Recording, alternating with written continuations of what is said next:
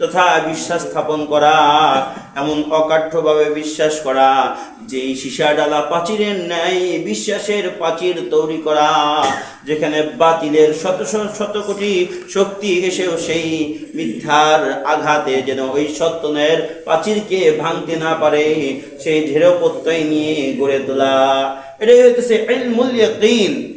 আর ইয়াকিন বা অকট্য বিশ্বাস, এটা তিন প্রকার, তিন ভাবে আল্লাহ তাআলা বলেছেন কুরআনুল হাকিমের ভিতরে।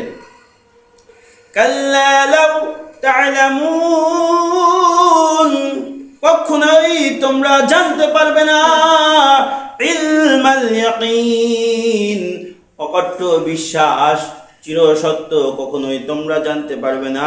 যখন তোমরা উপভোগ করবা তখন তোমরা জানতে পারবা ইলমাল ইয়াকিন, নিশ্চয় এটা সত্য, সত্য জ্ঞান।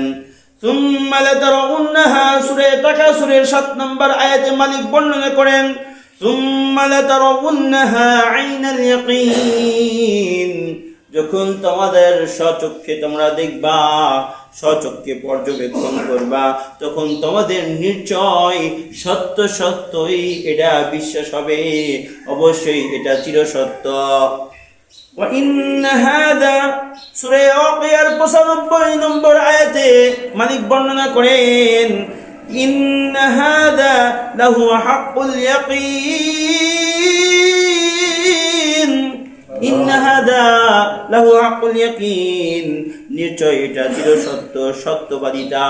আল্লাহ তাআলা ইয়াকিন এমন ভাবে করতে হবে যেমন মালিকের পক্ষ মুহাম্মদুর রাসূলুল্লাহ সাল্লাল্লাহু আলাইহি ওয়াসাল্লাম হইতে হাদিস বর্ণিত, যে হাদিসের ভিতর আল্লাহর পয়গম্বর বলেন বিশ্বাস এমন ভাবে করতে হবে যেমন নাকি ইকরার বিল লিসান, তাসদীক বিল জানান, আমাল বিল আরকান।